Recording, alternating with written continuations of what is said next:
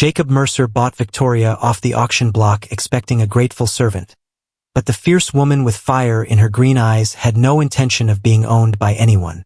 When bounty hunters arrived at his remote Wyoming ranch demanding her return, Jacob realized his $100 purchase had just made him the most wanted man in the territory. But was she worth dying for? The smell of sweat and fear hung thick in the dusty air of Redemption Falls as men gathered like vultures around the wooden platform. Jacob Mercer pulled his hat low, wishing he'd never stopped in this godforsaken town on his way back from selling cattle in Cheyenne. October wind whipped through the Wyoming Territory settlement, carrying whispers of winter and the harsh laughter of men who found entertainment in others' misery. "Step right up, gentlemen." The auctioneer's voice cracked like a whip above the crowd. "Fresh stock from back east. This here's a real bargain for any man looking to improve his domestic situation."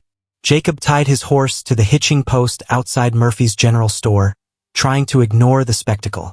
He'd come to town for supplies, salt, flour, ammunition for the long winter ahead. His small ranch sat 40 miles north, isolated enough that he could go weeks without seeing another soul. That's how he liked it. People meant complications, and Jacob had endured enough complications to last several lifetimes. The crowd roared with approval as someone was pushed onto the platform. Against his better judgment, Jacob glanced over. What he saw made his blood run cold. A woman stood center stage, her auburn hair catching the afternoon sun like polished copper. Shackles bound her wrists, but she held her head high with a dignity that made the jeering crowd seem small and dirty by comparison. Her green dress was torn at the shoulder, mud-stained from travel, yet she faced the mob with the bearing of a queen addressing her court. "Look at those eyes, boys," the auctioneer called out, grabbing the woman's chin and forcing her to face the crowd. "Green as spring grass and twice as spirited. She's got education too. Can read and write better than most of you." The woman jerked her head away from the auctioneer's grasp, earning more cheers from the crowd.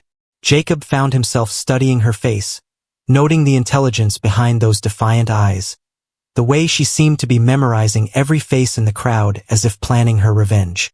"Bidding starts at $20, the auctioneer announced. "Do I hear 20? 25, shouted a bearded man near the front. Jacob recognized him. Bill Hutchins, who owned a pig farm west of town and had a reputation for being rough with his workers. 30, called another voice. Jacob's hands clenched into fists. He'd seen this before during the war. People reduced to property, human dignity stripped away for the entertainment of others. The memory of burned plantations and freed slaves still haunted his dreams. He'd thought those days were behind him, but apparently civilization hadn't traveled as far west as he'd hoped. The woman's gaze swept across the crowd and landed on Jacob. For a moment, their eyes met across the dusty square. He saw no plea for help in her expression, no desperate hope for rescue. Instead, he saw a calm assessment, as if she were taking his measure just as he was taking hers. The connection lasted only seconds, but something passed between them, an understanding that neither expected salvation from the other. $40, Hutchins bellowed, his face red with excitement and whiskey. 45, countered a stranger in a fancy coat, probably a businessman from Denver looking for cheap labor. Jacob watched the bidding climb, each call feeling like a blow to his conscience. The woman maintained her composure, but he could see the slight tremor in her hands, the way her jaw tightened with each new bid. She was human, after all, despite her brave front. $50, Hutchins roared, glaring around the crowd as if daring anyone to challenge him. The auctioneer raised his gavel. $50. Going once. $100. The words left Jacob's mouth before his brain could stop them. The crowd fell silent, turning to stare at him in shock. The auctioneer blinked rapidly, clearly not expecting such a high bid. "Did you say 100, Mr. Mercer?" Jacob stepped forward, his heart pounding but his voice steady. $100. Cash. Hutchins spun around, his face purple with rage. "What the hell, Mercer? You don't even come to town except for supplies. Going once, going twice," the auctioneer called, his voice gaining confidence as he smelled a profit far beyond his expectations.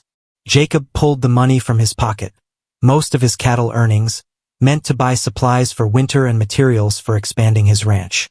The bills felt heavy in his hand, representing months of hard work and careful planning. But as he looked up at the woman on the platform, he knew he couldn't walk away. Sold to Jacob Mercer for $100. The gavel banged down with finality. The crowd began to disperse, muttering about crazy hermits and their fool ideas. Hutchins stormed off, cursing under his breath about being cheated out of his rightful purchase. Jacob approached the platform, pulling out his knife. The woman flinched slightly, the first crack in her armor he'd seen. "For the ropes," he said quietly, sawing through the hemp that bound her wrists. She rubbed her freed hands, studying him with those piercing green eyes.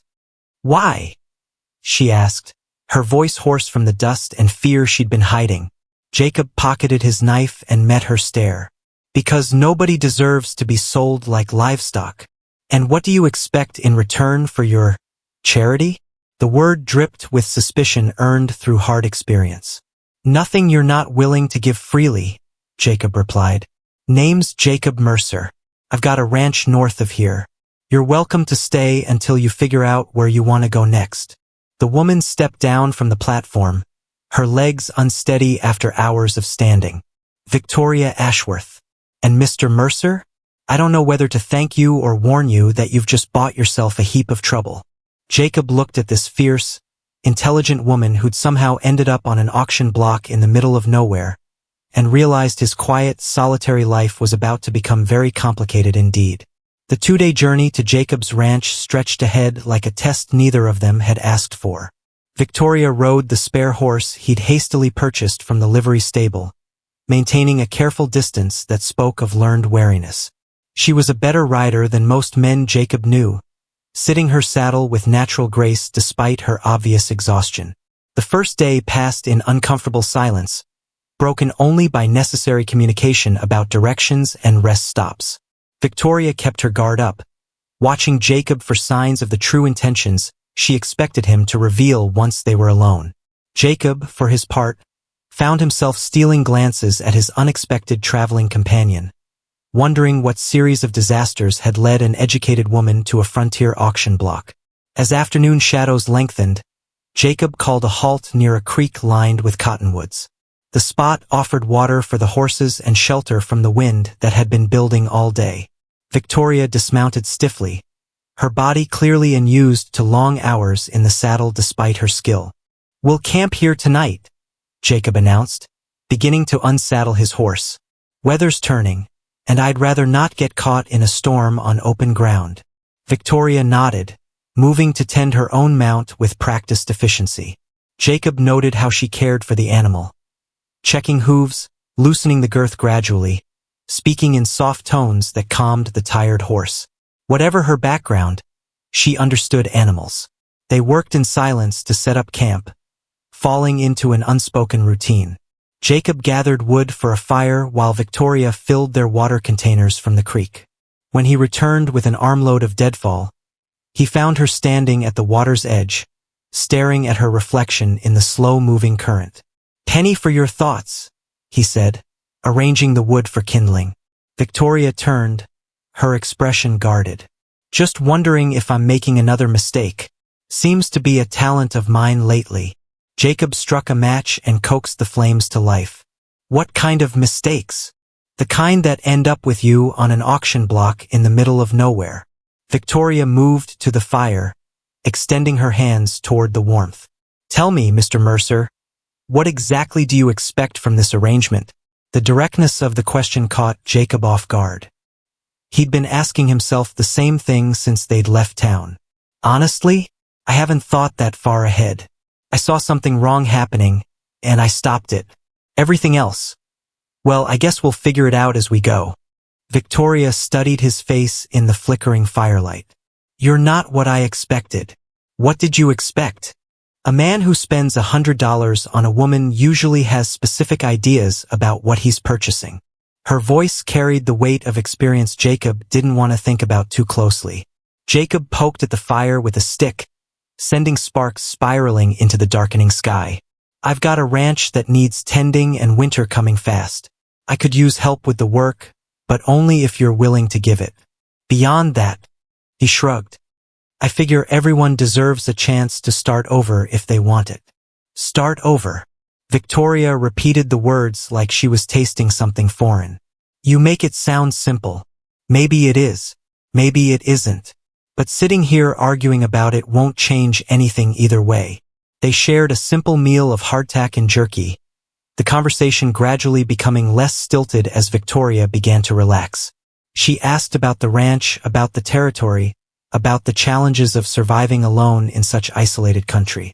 Jacob found himself talking more than he had in months, describing his plans for expanding the herd, his hopes for building something lasting. You came here after the war? Victoria asked, wrapping her shawl tighter against the evening chill. Jacob nodded. Seemed like the right time for a fresh start. The country was tearing itself apart, and I'd seen enough of that to last a lifetime. What did you do during the fighting? Cavalry, mostly. Spent 3 years chasing Confederate raiders through Missouri and Arkansas. Jacob's voice grew distant. Lost a lot of good men. Lost a lot of faith in the idea that people are basically decent to each other. Victoria absorbed this information, seeming to weigh it against her own experiences. And yet you just spent your last $100 to help a complete stranger. Maybe I'm trying to find that faith again, Jacob admitted, surprising himself with his honesty. As the fire burned lower, Victoria finally shared her own story. She'd been a governess in Boston, working for a wealthy family named Whitfield. The master of the house had decided her duties should extend beyond teaching his children, and when she'd refused his advances, he'd accused her of stealing his wife's jewelry. By the time anyone bothered to investigate his claims, I was already convicted and sentenced to indenture, Victoria explained, her voice matter-of-fact but her hands trembling slightly. I've been sold 3 times since then. Each master promised I'd work off my debt, but somehow the debt kept growing. Jacob felt anger building in his chest. Not at Victoria, but at the system that had failed her so completely. The jewelry, did you take it? Victoria's laugh held no humor. I wouldn't have known where to sell it if I had. But men like Whitfield don't need proof when they want to destroy someone. They just need opportunity. They sat in silence for a while, both lost in their own thoughts. Finally, Jacob spoke. Victoria, I want you to know something. Whatever happened in Boston, whatever brought you here, none of that matters to me. What matters is who you choose to be from now on.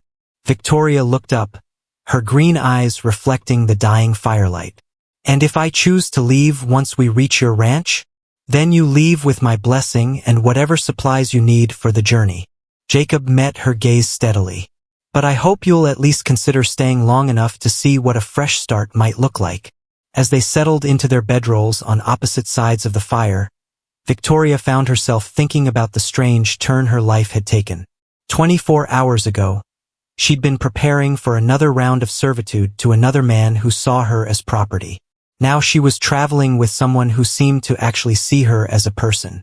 The question was whether she could trust this unexpected kindness, or if Jacob Mercer was simply better at hiding his true intentions than the others had been. The morning sun painted the valley in shades of gold and amber as Jacob's ranch came into view, nestled between rolling hills like a secret waiting to be discovered.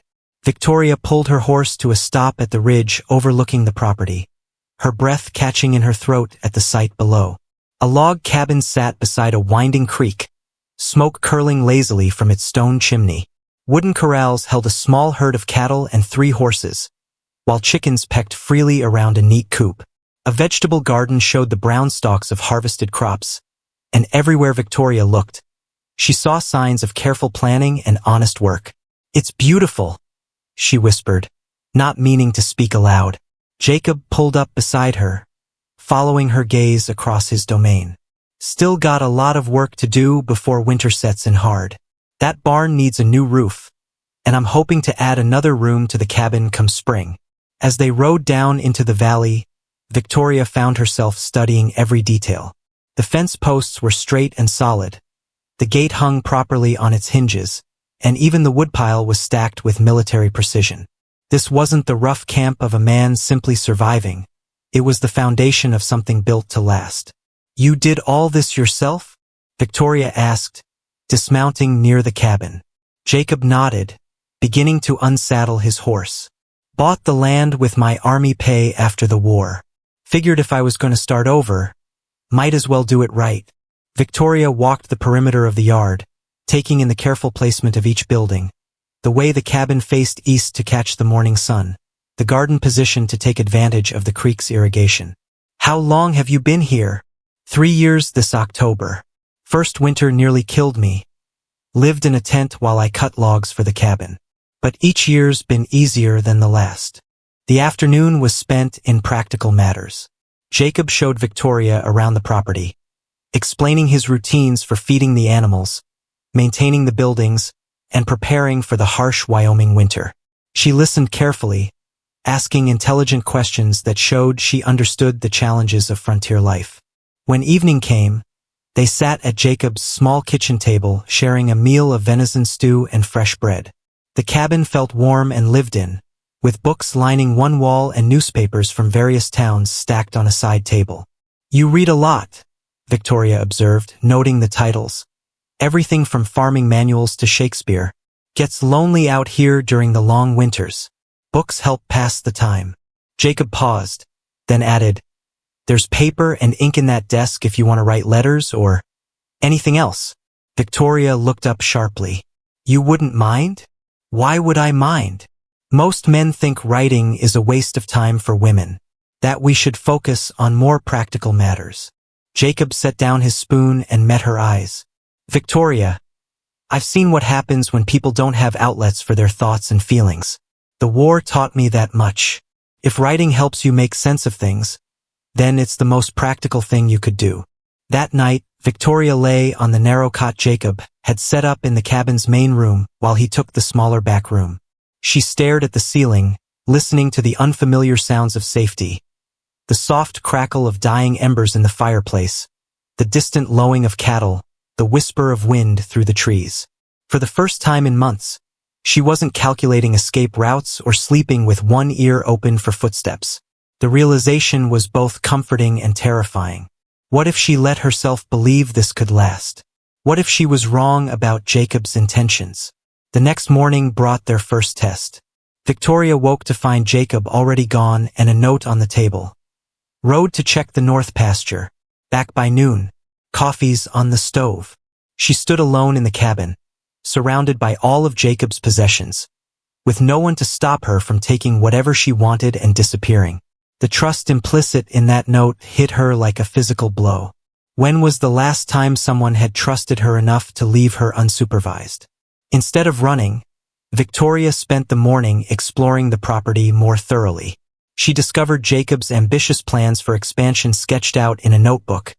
Additional corrals, a larger house, even a small orchard. He was thinking years ahead, building something permanent. In the vegetable garden, she found late tomatoes still clinging to their vines and spent an hour harvesting them before the coming frost could destroy the crop. The simple act of gathering food felt remarkably satisfying after months of uncertainty about her next meal. Jacob returned at midday to find Victoria organizing the harvest in his root cellar. "You didn't have to do that," he said, but his smile suggested he was pleased. "I needed something useful to do with my hands," Victoria replied. "Besides, it would be a shame to waste good food." Over the following days, they fell into a routine that felt both strange and natural. Jacob handled the heavier ranch work while Victoria managed the household and proved surprisingly skilled at hunting small game. Their conversations grew longer and more personal as the evenings grew colder. "Tell me about Boston," Jacob said one night as they sat by the fire. "What was it like before everything happened?" Victoria stared into the flames, remembering a different life. "I had a small room in the servants' quarters of the Whitfield house. I taught their 2 children mathematics, literature, French. They were good children, curious about the world beyond their father's money." "Did you like teaching?" "I loved it. There's something wonderful about watching a child's mind open to new ideas." Victoria's expression darkened. Mrs. Whitfield was kind to me. I often wonder if she knows what her husband did, or if she believes I really was a thief. Jacob poked at the fire with an iron rod. Some people prefer comfortable lies to uncomfortable truths. Is that what you think I am? An uncomfortable truth? Jacob looked up, his expression serious. I think you're a person who got dealt a bad hand and is trying to make the best of it. Same as the rest of us. As October deepened into November, Victoria began to relax in ways she hadn't in months. She started writing again. First just letters to no one, then stories about life on the frontier. Jacob read her work by lamplight, offering thoughtful comments that showed he understood both her words and the heart behind them. But beneath the growing comfort, both of them sensed that their peaceful existence couldn't last forever. The world had a way of finding people who tried to disappear, and Victoria's past cast a long shadow over their isolated valley. The reminder came on a crisp morning when Jacob returned from checking his traps with news that made Victoria's blood run cold. Saw riders on the ridge yesterday, he said quietly. Too far away to make out faces, but they were watching the ranch. Victoria's hands stilled on the bread dough she'd been kneading. How many? 3, maybe 4. Could be nothing, travelers looking for shelter, maybe. But you don't think so? Jacob shook his head. No, I don't think so. Victoria continued kneading the dough, her movements mechanical as her mind raced. She'd known this day would come eventually. Men like Whitfield didn't accept defiance, and there was always money to be made returning escaped property to its owners. I should leave, she said finally. If they're looking for me, I won't bring trouble to your door. Jacob moved to stand across the table from her. Victoria, look at me. She raised her eyes reluctantly, expecting to see fear or regret. Instead, she found determination. Nobody's taking you anywhere you don't want to go, Jacob said quietly.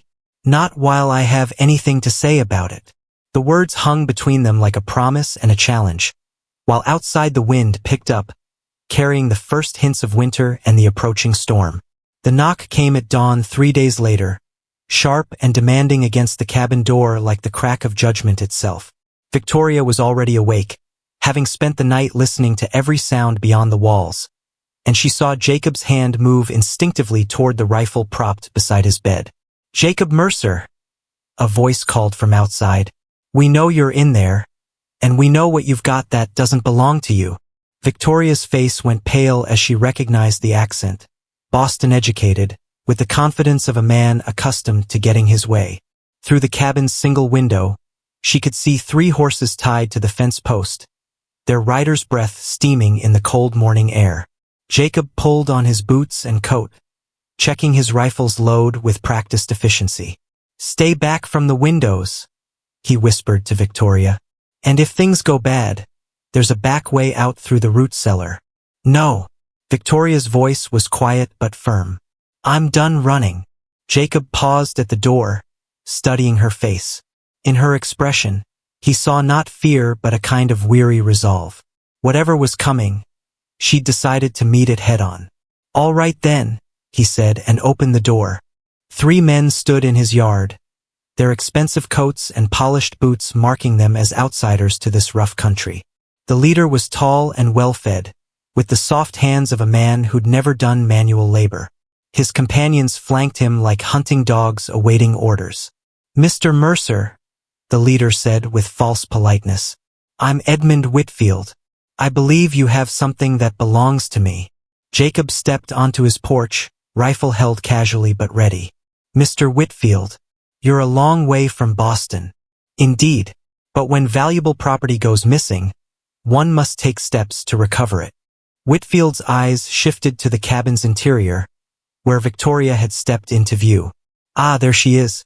Victoria, you've led us quite a chase.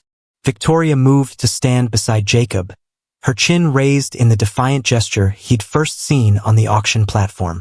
Mr. Whitfield, still telling lies to get what you want. I see. Whitfield's facade of politeness slipped slightly.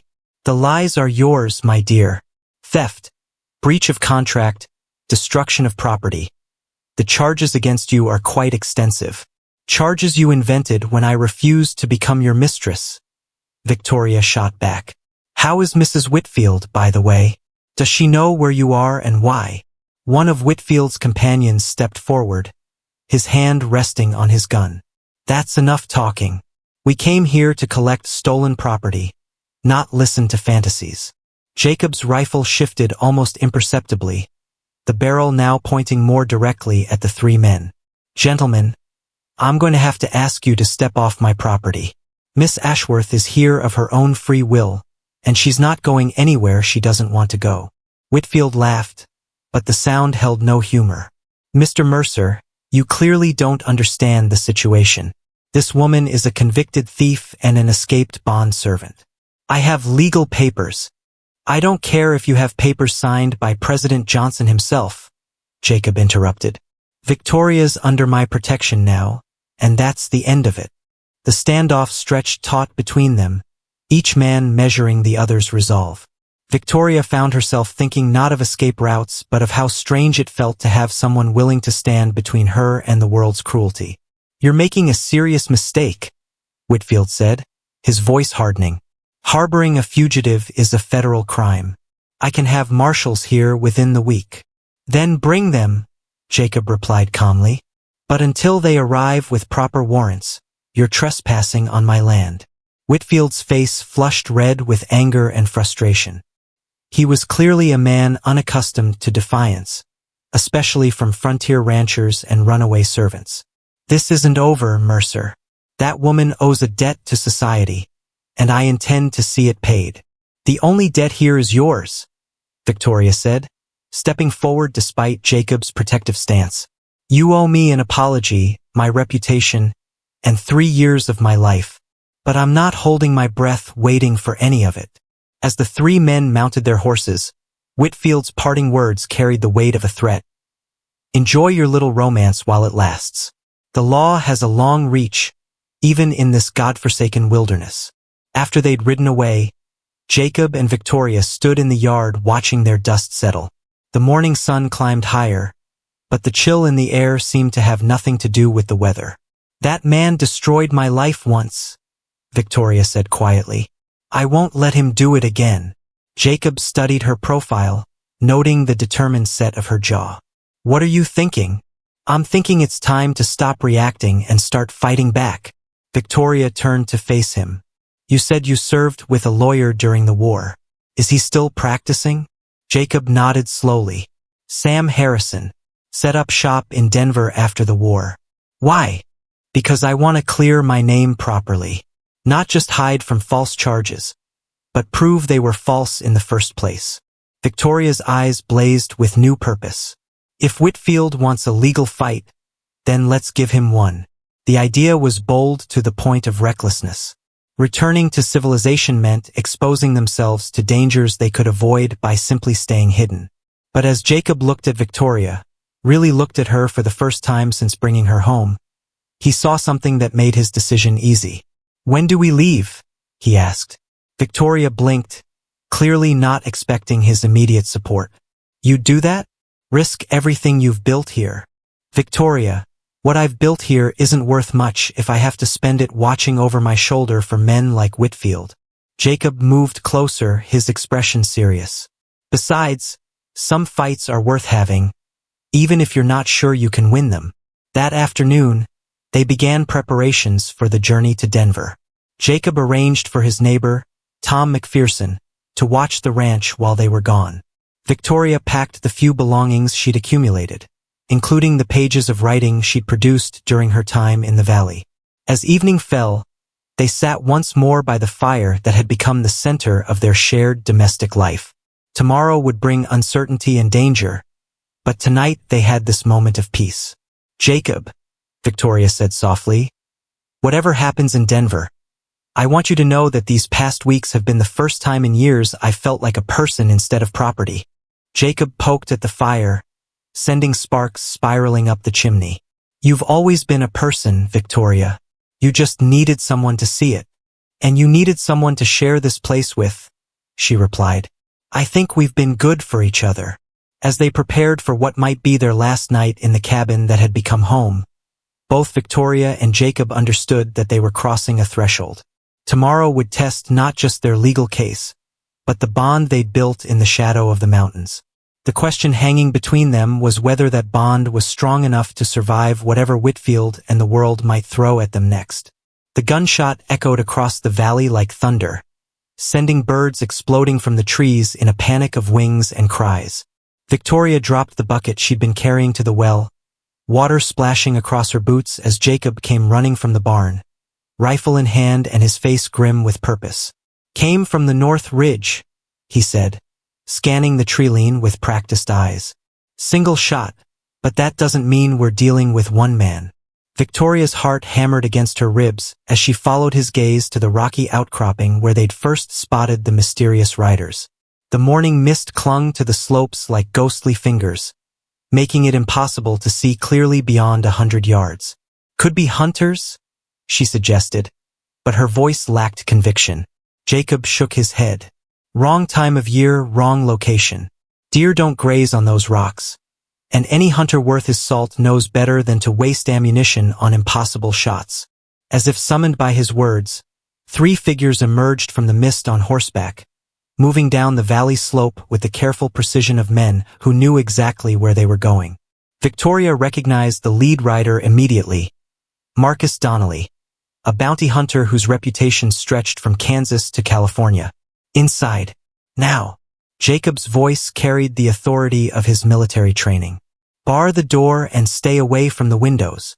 But Victoria had spent too many months running and hiding. "No. If they're here for me, I want to face them." "Victoria." I said no. Her voice cut through the morning air with surprising force. "I'm tired of cowering while other people decide my fate." Donnelly and his companions rode into the yard with the casual confidence of men accustomed to having their way through intimidation. The bounty hunter himself was a lean, weathered man with pale eyes that seemed to catalog everything they saw for potential profit. "Morning, Mercer," Donnelly called out, touching the brim of his hat in mock politeness. "Fine day for retrieving stolen property, wouldn't you say?"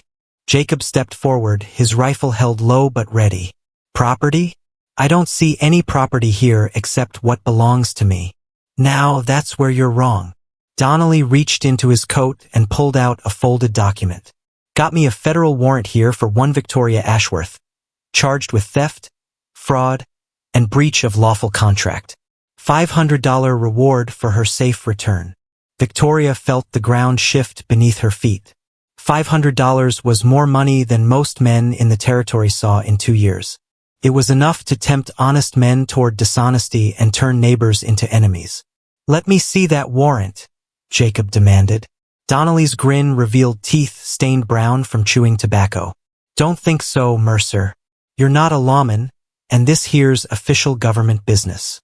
One of Donnelly's men, a heavy-set brute with scarred knuckles, spoke up for the first time. "Enough talking. We come for the woman, and we ain't leaving without her." Victoria stepped forward before Jacob could respond. "You want me? Here I am. But I want to see that warrant first." Donnelly studied her with calculating eyes. "You're in no position to make demands, Missy. But since you asked so nicely." He tossed the paper toward her feet. Victoria picked up the document, unfolding it with hands that trembled slightly. As she read, her face grew pale, then flushed with anger. "This is dated 3 months ago, before I was even in Wyoming." "So?" Donnelly shrugged. "Crime don't have an expiration date. But jurisdiction does."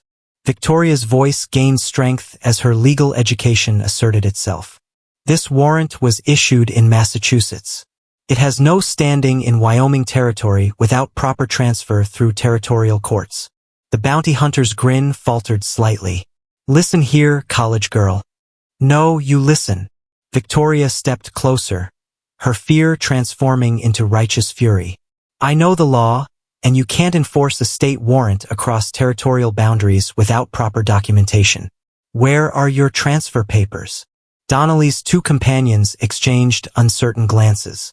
They'd expected resistance from Jacob, but they hadn't counted on facing an educated woman who understood legal procedures better than they did.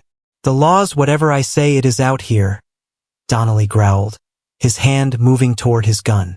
And I say you're coming with us. I don't think so. Jacob's rifle came up smoothly, the barrel pointing directly at Donnelly's chest. Victoria's right about the law, and even if she wasn't, you're still trespassing on my land. The standoff stretched taut as a bowstring. 3 armed men against 2 determined defenders, with the morning sun climbing higher and casting sharp shadows across the yard. Victoria could hear her own heartbeat in her ears, could smell the gun oil and leather and unwashed bodies of the men who'd come to drag her back to a life of servitude. But something had changed inside her during these weeks at the ranch. She was no longer the frightened governess who'd been sold like livestock. She'd found her voice, her strength, her worth beyond what others might assign to her. There's something else you should know, Victoria said, her voice steady despite the danger surrounding them. Edmund Whitfield isn't the only one with money and influence. I've been writing letters to newspapers, to lawyers, to women's rights organizations in the East. This case isn't as simple as you think it is. Donnelly's eyes narrowed. You're bluffing. Victoria smiled, and there was something fierce and satisfied in the expression. Am I? Check the Denver papers when you get back to town. You might find some interesting reading about Boston businessmen who abuse their positions of power. The bounty hunter's face reddened with anger and uncertainty. A simple snatch-and-grab operation was turning into something far more complicated than he'd bargained for. Last warning, Mercer, Donnelly snarled. Hand her over or we take her anyway. Jacob's response was to cock his rifle, the metallic click echoing across the yard like a death knell. First man who reaches for his gun dies where he sits. The morning stretched endlessly around them, filled with the possibility of violence and the weight of choices that couldn't be undone. Birds had returned to their singing, cattle lowed in the distance, and the creek continued its eternal murmur. Life going on regardless of human drama. Victoria found herself thinking not of escape or survival, but of the strange journey that had brought her to this moment. From auction block to armed standoff, from property to person fighting for her own freedom. Whatever happened next, she would face it as herself, not as what others wanted her to be. The first shot, when it came, would change everything. The telegram arrived in Denver like a lightning bolt, crackling across the wires from Washington, D.C. with news that would reshape everything Victoria thought she knew about her case. Samuel Harrison read it twice before setting it down on his desk with hands that shook slightly from excitement and disbelief. Well, I'll be damned, he muttered, reaching for his coat. Jacob, you and Victoria need to see this immediately. Across town in their modest hotel room, Victoria sat by the window watching the bustling street below, while Jacob paced the small space like a caged animal. They'd been in Denver for 5 days, waiting for Harrison to build their legal case, and the uncertainty was wearing on both of them. Maybe we should go back to the ranch, Victoria said for the 3rd time that morning. This whole idea was foolish. We're just giving Whitfield more opportunities to destroy what little life we've managed to build. Jacob stopped pacing and looked at her. You don't mean that, don't I? Victoria turned from the window, her face drawn with exhaustion and worry. 5 days ago, we had a home. We had peace. We had each other. Now we're hiding in a hotel room while lawyers shuffle papers and bounty hunters circle like vultures. Before Jacob could respond, urgent knocking rattled their door. Harrison's voice called out, breathless with excitement. Jacob! Victoria! Open up! You're not going to believe what just happened. Jacob unbarred the door to find the lawyer practically dancing with energy, a yellow telegram clutched in his fist like a winning lottery ticket. What is it? Victoria asked, rising from her chair. Harrison waved the telegram triumphantly. Edmund Whitfield has been arrested. Federal marshals picked him up in Boston 3 hours ago on charges of mail fraud, embezzlement, and abuse of the postal system. Victoria stared at him blankly. I don't understand. Remember those letters you mentioned writing? Well, it turns out one of them reached Senator Charles Sumner's wife. She's been investigating cases of women being sold into false servitude, and your story gave her the final piece she needed to move against Whitfield. Jacob took the telegram from Harrison's trembling hands, reading the official language that spelled out their enemy's downfall.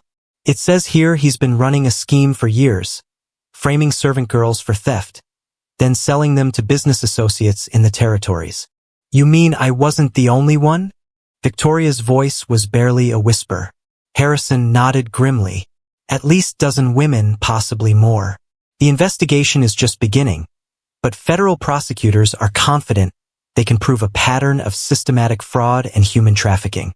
Victoria sank back into her chair, overwhelmed by the magnitude of the revelation. All this time, she'd thought she was alone, one woman fighting against an impossible system. But she'd been part of something larger, a conspiracy that reached from Boston's Mansion District to the auction blocks of the frontier. What does this mean for us? Jacob asked, his practical nature asserting itself. It means, Harrison said with a grin that split his face in half, that all charges against Victoria are being dropped, not just dismissed, completely expunged from the record. As far as the law is concerned, she was never anything but an innocent victim of Whitfield's crimes. The room fell silent except for the distant sounds of Denver's busy streets. Victoria felt years of fear and shame lifting from her shoulders like a physical weight. She was free, not just physically but legally, officially, completely free. There's more, Harrison continued. The government is prepared to offer compensation to Whitfield's victims. Not enough to make up for what you've suffered, but enough to start over with some financial security. Jacob moved to Victoria's side, his hand finding hers. How much compensation? $2,000 per victim, plus legal fees and transportation costs. Harrison's expression grew more serious. Victoria, with that kind of money, you could go anywhere, do anything. You could return to Boston in triumph, or travel to California, or even go back east to pursue your writing career. Victoria looked up at Jacob, seeing her own thoughts reflected in his eyes. Freedom was wonderful, but it came with choices, difficult choices about what kind of life she wanted to build now that she could build any life at all. I need some air, she said quietly, rising from her chair. I need to think. Jacob started to follow, but Victoria shook her head. Please, just give me an hour to process all this. She walked Denver's streets in a daze, past shops and restaurants and theaters that represented possibilities she'd never dared to imagine. With $2,000, she could indeed go anywhere, be anyone. She could return to teaching, or pursue her writing, or simply disappear into some distant city where no one knew her story. But as she walked, her steps kept turning toward the train station that would take her back to Wyoming territory, back to a small ranch in an isolated valley where a quiet man was learning to trust again, just as she was learning to hope. The question that haunted her wasn't whether she could leave, but whether she wanted to. Freedom meant choice, and choice meant responsibility for whatever life she decided to create. When she returned to the hotel an hour later, she found Jacob and Harrison deep in conversation about legal procedures and government bureaucracy. Both men looked up when she entered, their faces questioning. Well? Jacob asked simply. Victoria looked at these two men who'd fought for her when she couldn't fight for herself. One with legal expertise, the other with unwavering loyalty. She thought about the ranch waiting in its valley, about the writing she'd been doing by lamplight, about the partnership she and Jacob had been building through shared work and quiet companionship. I've made my decision, she said, her voice steady and sure. But first, there's something I need to do. She moved to the small desk by the window and picked up a pen, dipping it in the inkwell with deliberate care. On a fresh sheet of hotel stationery, she began to write. To the editor of the Rocky Mountain News, I am writing to tell the story of women who have been silenced too long. As her pen moved across the paper, Victoria smiled. She was no longer just a victim of someone else's story. She was the author of her own, and she intended to make it a story worth telling. Behind her, Jacob and Harrison exchanged glances of understanding. Whatever Victoria chose to do with her newfound freedom, it would be done with the same courage and intelligence that had carried her through her darkest hours. The pen scratched across the paper, each word a declaration of independence from the past and a promise to the future. The courtroom erupted in chaos as Victoria's testimony reached its climax, spectators shouting questions while reporters scribbled furiously in their notebooks. Judge Morrison's gavel banged repeatedly against his bench, the sound barely audible above the crowd's roar of outrage and disbelief at what they'd just heard. "Order! I will have order in this courtroom," the judge bellowed, his face red with exertion. "Bailiff, clear the gallery if necessary." Victoria remained seated in the witness chair, her hands folded calmly in her lap despite the storm swirling around her. She'd just finished describing not only her own ordeal at Whitfield's hands, but the systematic abuse of at least 15 other women whose stories had emerged during the federal investigation. Each tale was worse than the last. Servants beaten, governesses threatened, young women sold into servitude for refusing their employers' advances. Jacob watched from the front row, his heart swelling with pride at Victoria's courage. She'd insisted on testifying despite Harrison's warnings that it would expose her to intense public scrutiny. But Victoria had been determined to give voice to the women who couldn't speak for themselves. "Miss Ashworth," Judge Morrison said once order was restored, "you've made some very serious accusations against Mr. Whitfield and his associates. Are you prepared to face cross-examination from his attorney?" Victoria lifted her chin with the same defiance Jacob had first seen on the auction platform. "Yes, Your Honor. I've told the truth, and I'm prepared to defend it." Whitfield's lawyer, a thin man named Cornelius Blackwood, rose from his table with the predatory grace of a shark sensing blood in the water. He'd built his reputation defending wealthy men accused of unsavory behavior, and his methods were as ruthless as they were effective. "Miss Ashworth," Blackwood began, his voice dripping with false sympathy, "you've painted quite a dramatic picture for the court. But isn't it true that you were dismissed from the Whitfield household for theft?" "I was accused of theft," Victoria replied calmly. "There's a significant difference. According to the police report, Mrs. Whitfield's emerald necklace was found among your belongings. How do you explain that?" Victoria had prepared for this question during long sessions with Harrison. "The necklace was planted there by someone with access to both Mrs. Whitfield's jewelry and my room. Only 3 people had such access: Mr. Whitfield, Mrs. Whitfield, and the head butler who answered directly to Mr. Whitfield." Blackwood paced before the witness stand like a cat stalking prey. "That's quite a conspiracy theory, Miss Ashworth. Are you suggesting that my client, a respected businessman and pillar of Boston society, would risk his reputation to frame a mere servant?" The word "mere" hung in the air like a slap. Victoria felt the familiar burn of indignation, but her voice remained steady. "I'm suggesting that powerful men often believe they can act without consequences. In Mr. Whitfield's case, he was right for nearly 5 years. "Objection," Blackwood snapped. "The witness is speculating." "Sustained," Judge Morrison ruled. "Miss Ashworth, please confine your answers to facts you can verify." But Victoria had already made her point. Around the courtroom, faces that had shown skepticism now displayed growing anger. The spectators were beginning to see the pattern. Wealthy man abuses position, servant girl refuses, accusations follow, girl disappears into the legal system. Blackwood shifted tactics. "Miss Ashworth, isn't it true that you've been living unmarried with Mr. Mercer for several months? That you've been intimate with him?" The courtroom fell silent. Jacob's hands clenched into fists as he fought the urge to leap over the rail and throttle the lawyer. This was exactly the kind of character assassination Harrison had warned them about. Victoria met Blackwood's gaze without flinching. "Mr. Mercer has been a perfect gentleman. He provided me with shelter and protection when I had nowhere else to turn. If you're suggesting something improper, you're mistaken."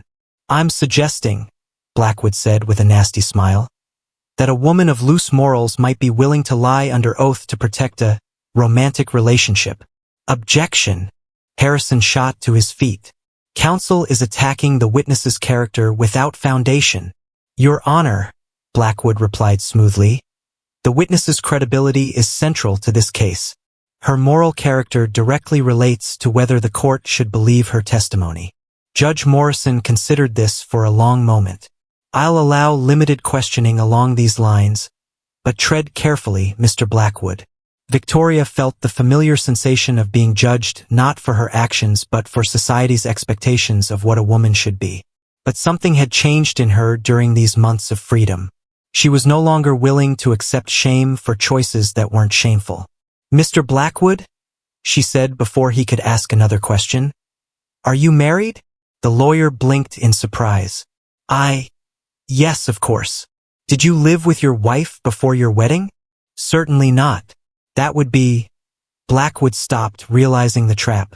"Improper," Victoria finished.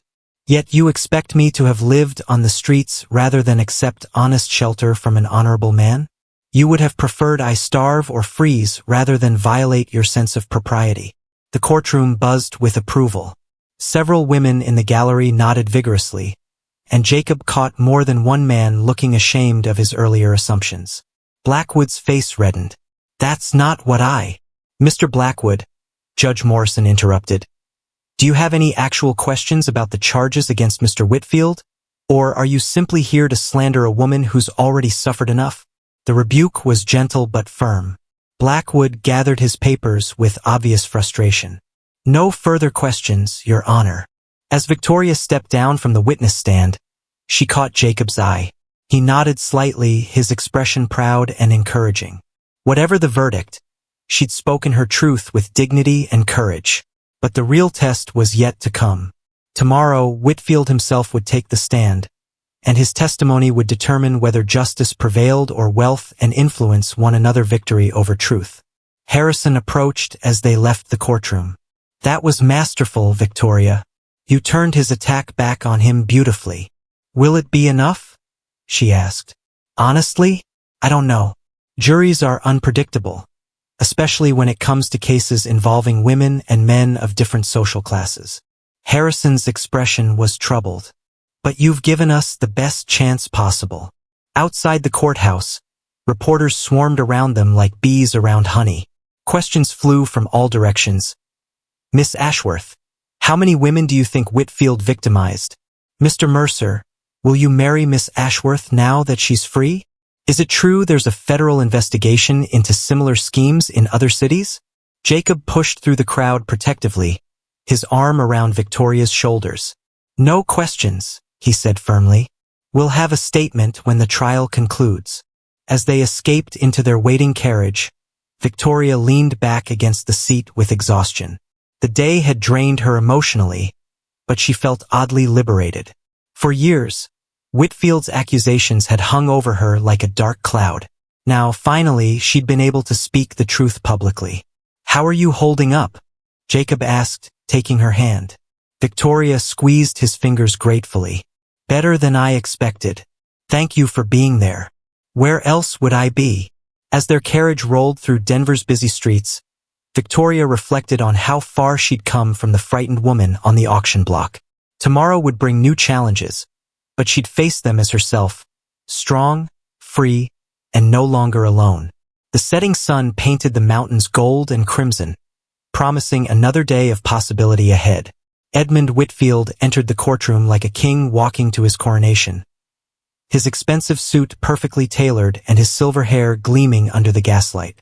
Despite spending 3 days in jail awaiting trial, he maintained the arrogant bearing of a man who believed money and social position could overcome any legal difficulty. Victoria watched from the front row as her former employer took the witness stand, swore his oath, and settled into the chair with casual confidence.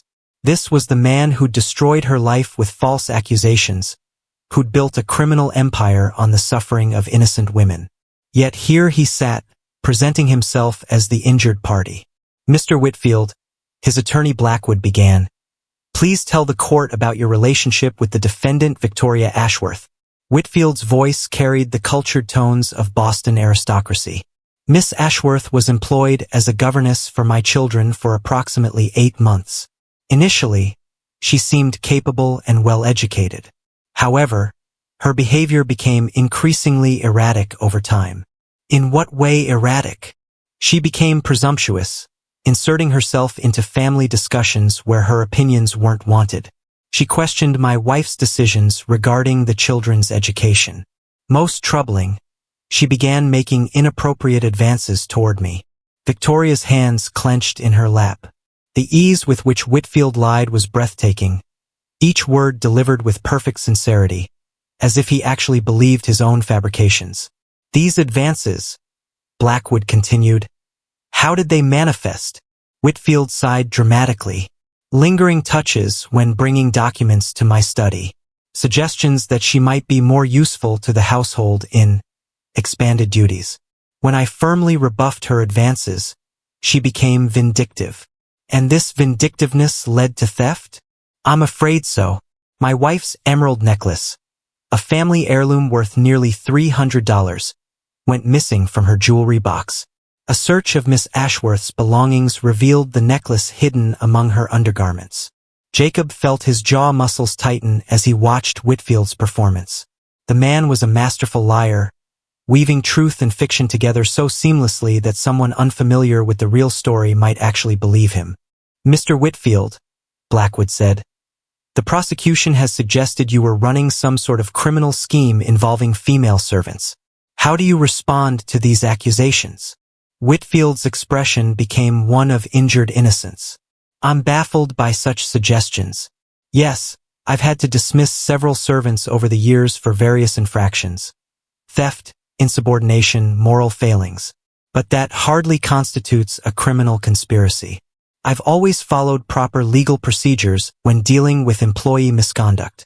Have you ever made inappropriate advances toward female employees? Absolutely not. I'm a married man with deep respect for the institution of marriage and the virtue of women under my protection. The suggestion that I would abuse my position is deeply offensive. Victoria felt sick listening to Whitfield's lies, but she also noticed something important. The jury wasn't entirely convinced. Several jurors watched him with skeptical expressions, and one older woman in the front row was actually frowning with disapproval. When Harrison rose for cross-examination, the atmosphere in the courtroom shifted perceptibly. The prosecutor had built his reputation on methodical preparation and relentless pursuit of truth, and he approached Whitfield like a surgeon preparing for a delicate operation. Mr. Whitfield, Harrison began quietly, you testified that Miss Ashworth made inappropriate advances toward you. Do you have any witnesses to these alleged advances? Well, no. Such matters are typically private. So we have only your word for these serious accusations? Whitfield's confidence wavered slightly. Sometimes a gentleman must rely on his reputation and character to substantiate. Speaking of character, Harrison interrupted smoothly. Are you familiar with a woman named Sarah Fletcher? The color drained from Whitfield's face. That name sounds familiar. Perhaps a former servant. Miss Fletcher was your governess 3 years ago. She was also accused of theft and sold into servitude. Are you telling this court that's merely a coincidence? Blackwood leaped to his feet. Objection. This line of questioning is irrelevant to the current charges. Your Honor, Harrison replied calmly. It goes directly to establishing a pattern of behavior that demonstrates Mr. Whitfield's guilt in this case. Judge Morrison considered this. I'll allow it, but keep it focused, Mr. Harrison. Harrison nodded and returned his attention to Whitfield, who was now visibly sweating despite the cool temperature in the courtroom. What about Margaret O'Brien, Catherine Mills, Elizabeth Hartwell? All former governesses, all accused of theft, all sold into servitude after refusing your advances. I don't know what you're implying. Harrison moved to his table and picked up a thick folder. I have affidavits from 6 women, Mr. Whitfield, all telling remarkably similar stories about their employment in your household. Would you like me to read them aloud? Whitfield's composure was cracking visibly. Those women are lying. They're criminals seeking to avoid responsibility for their crimes. All of them. Harrison's voice remained calm, but his eyes were cold as winter steel. 6 different women, none of whom knew each other, all independently describing identical patterns of abuse and false accusations? That's quite a conspiracy, Mr. Whitfield. The courtroom was dead silent. Every eye was fixed on Whitfield, who seemed to be aging years with each passing second. His lawyer made several attempts to object, but Judge Morrison overruled them all. Mr. Whitfield, Harrison continued relentlessly, isn't it true that you've been operating a sophisticated scheme for years? Hire attractive young women as governesses, attempt to seduce them, then frame them for theft when they refuse your advances. No, that's completely false. Harrison moved closer to the witness stand. Isn't it true that you then arranged to have these women sold to associates of yours in the Western Territories, splitting the profits from their sale? Absolutely not. Then how do you explain the bank records showing regular payments from buyers in Colorado, Wyoming, and Utah? Payments that correspond exactly with the dates these women were sold. Whitfield's mouth opened and closed soundlessly.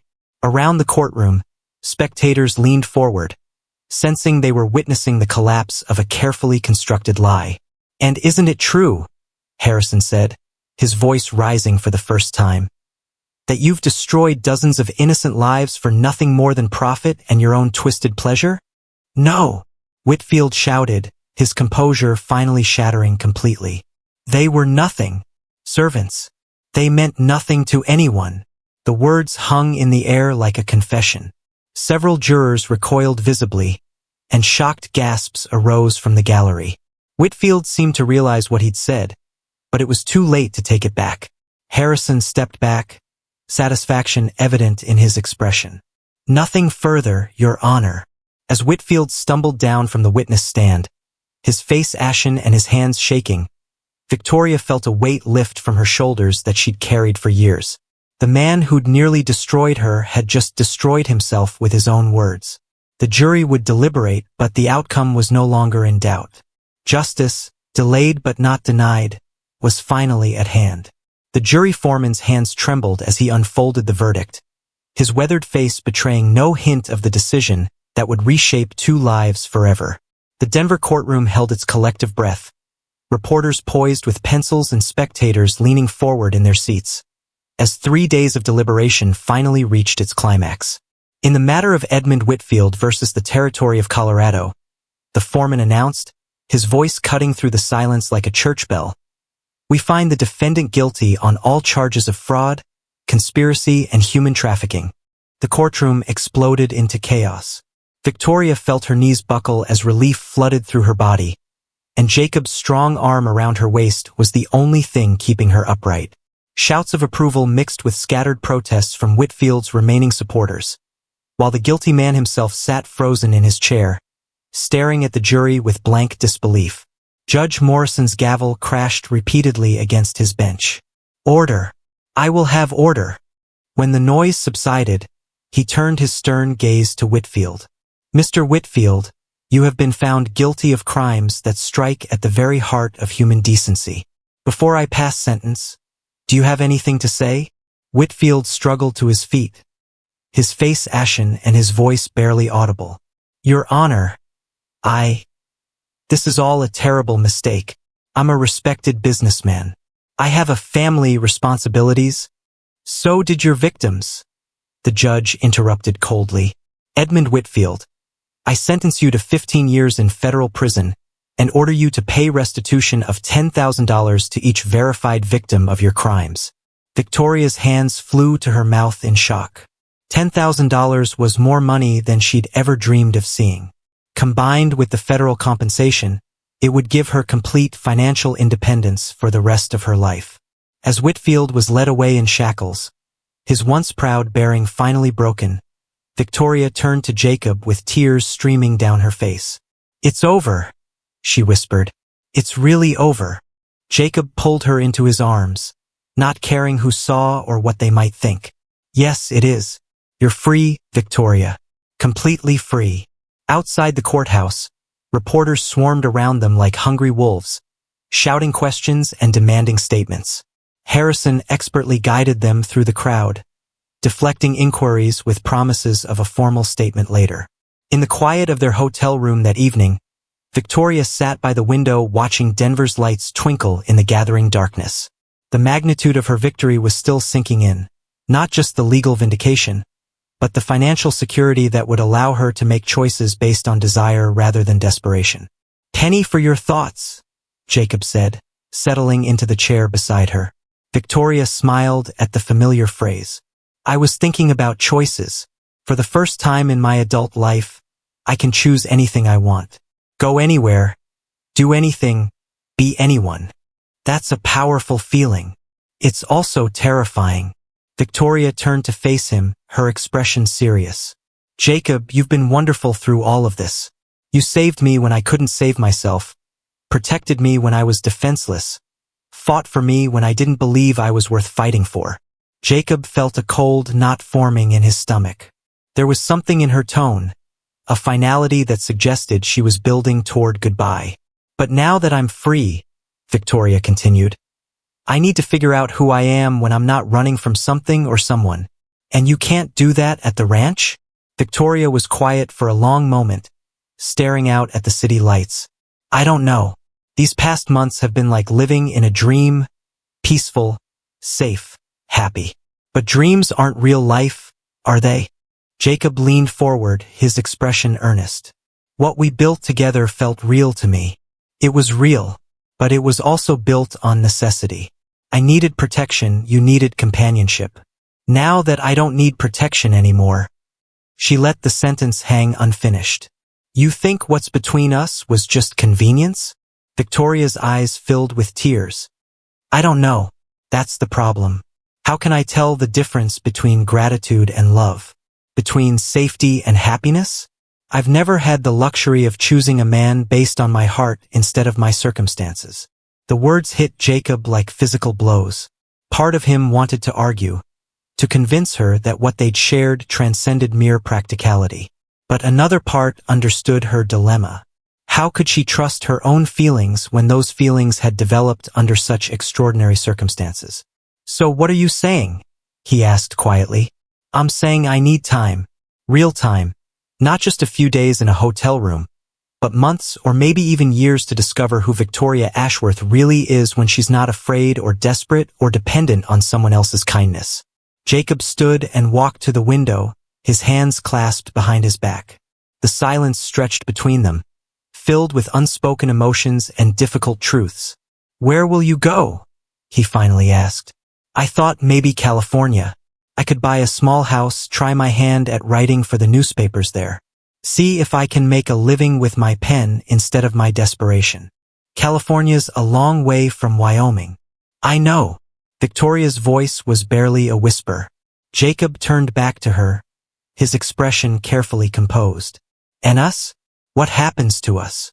Victoria stood and moved to him, reaching up to touch his face gently. I don't know, Jacob. I wish I did. All I know is that if there's really something between us, something that isn't built on gratitude or necessity or fear, then it will still be there when I figure out who I am. And if it isn't, then we'll both be better off knowing the truth. Jacob caught her hand in his, pressing it against his cheek. I love you, Victoria. Not because you needed saving, not because I was lonely, but because of who you are. Your strength, your intelligence, your courage. I fell in love with those things. Tears spilled down Victoria's cheeks. I believe you. But Jacob, I need to fall in love with myself first. I need to know that I'm choosing you because I want to, not because I'm afraid to be alone. The conversation was interrupted by a knock at the door. Harrison's voice called out, Jacob, Victoria? There's someone here who'd like to meet you.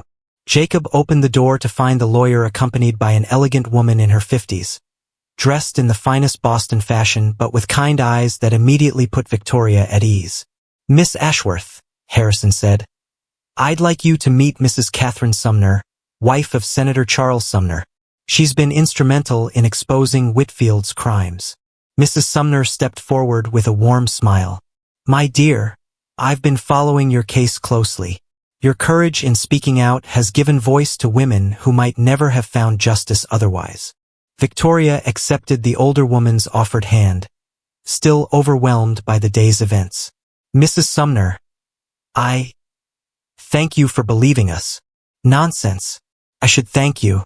Your testimony and Mr. Harrison's investigation have opened doors to cases across the country. We're discovering that Whitfield's scheme was larger than anyone imagined. Mrs. Sumner's presence seemed to fill the small hotel room with possibilities. Miss Ashworth, I have a proposition for you. I'm organizing a national campaign to reform laws regarding women's legal rights and protections. We need someone with your experience and eloquence to help tell these stories. Would you consider coming to Washington as my assistant? Victoria felt the world shift beneath her feet once again. Washington, D.C., the center of power where laws were made and changed. It was an opportunity she'd never dreamed possible. That's very generous, but I'm not sure I'm qualified. My dear, Mrs. Sumner interrupted gently. You're more qualified than most men in Congress. You've lived these injustices, survived them, and found the courage to fight back. That's exactly the perspective we need. Victoria looked at Jacob, seeing her own conflicted emotions reflected in his eyes. Washington would be even farther from Wyoming than California, but it offered something more than just distance. It offered purpose. May I have some time to consider your offer? Victoria asked. Mrs. Sumner smiled. Of course, but don't take too long. History is being made, and I'd very much like you to be part of it. After she left, Victoria and Jacob sat in silence, both understanding that their world had shifted once again. The choice was no longer just between staying together or apart. It was between a quiet life of personal happiness or a chance to change the world for women everywhere. The morning sun painted the Rocky Mountains in shades of gold and crimson as Victoria stood on the hotel balcony, her packed bags waiting in the room behind her. After 3 sleepless nights of wrestling with impossible choices, she'd finally made her decision. One that felt both inevitable and heartbreaking. The stage leaves for California in 2 hours, she said without turning around, knowing Jacob had joined her on the narrow balcony. Jacob leaned against the railing beside her, his face carefully neutral. Not Washington? Victoria shook her head. Mrs. Sumner's offer was tempting, but I realized it would just be trading one form of dependence for another. I need to prove to myself that I can survive, thrive even completely on my own before I can think about changing the world. They stood in comfortable silence, watching Denver wake up below them. Merchants opening their shops, children running to school, women hanging laundry while their husbands headed off to work. Ordinary people living ordinary lives that suddenly seemed precious in their simplicity. I have something for you, Jacob said, pulling a small leather journal from his pocket. I noticed you've been writing in scraps of paper and hotel stationery. Thought you might need this for your journey. Victoria accepted the journal with trembling hands, running her fingers over the smooth leather cover. Jacob, Don't say anything yet. There's something else. Jacob reached into his other pocket and withdrew a sealed envelope. This is a letter of introduction to my cousin Henry in San Francisco. He owns a printing business and several newspapers. If you decide you want to write professionally, he can help. Victoria stared at the envelope, overwhelmed by Jacob's thoughtfulness even in the face of her departure. Why are you making this easier for me? Jacob smiled, though it didn't reach his eyes. Because if I've learned anything from loving you, it's that sometimes caring for someone means letting them go. And if I never come back, then you'll have found whatever you were looking for, and I'll be happy knowing you're living the life you chose. Jacob paused, his voice growing quieter. But Victoria, if you ever do come back, whether it's in 6 months or 6 years, I'll be there. The ranch isn't going anywhere, and neither am I. Victoria threw her arms around him then, tears streaming down her face. I love you too, you know? That's what makes this so hard. I know, Jacob whispered against her hair. That's what gives me hope. The stage depot was crowded with travelers heading west. Miners seeking fortune, families pursuing dreams, and merchants chasing opportunities. Victoria bought her ticket with money that represented freedom rather than desperation. A small but significant difference that wasn't lost on either of them. Write to me, Jacob said as they waited for the final boarding call. Let me know you're safe, at least. I will. And Jacob, take care of that ranch. Build something beautiful there. I intend to. The stage driver called for passengers and Victoria picked up her single carpet bag. All her worldly possessions reduced to one small container, but somehow that felt liberating rather than tragic. Victoria, Jacob called as she climbed into the coach. Remember what I told you about starting over? She looked down at him through the window, memorizing his face. That maybe it's as simple as choosing to? Exactly. And remember, you're not running from anything anymore. You're running toward something. As the stage pulled away from Denver, Victoria watched Jacob's figure grow smaller until he disappeared entirely. The journal he'd given her lay open on her lap, its blank pages representing infinite possibilities. She picked up her pen and began to write, "Day 1 of my new life. I am Victoria Ashworth, and I am free." The words looked strange on the page, foreign yet familiar, like a language she was just learning to speak. For 26 years, she'd been defined by other people's expectations and limitations.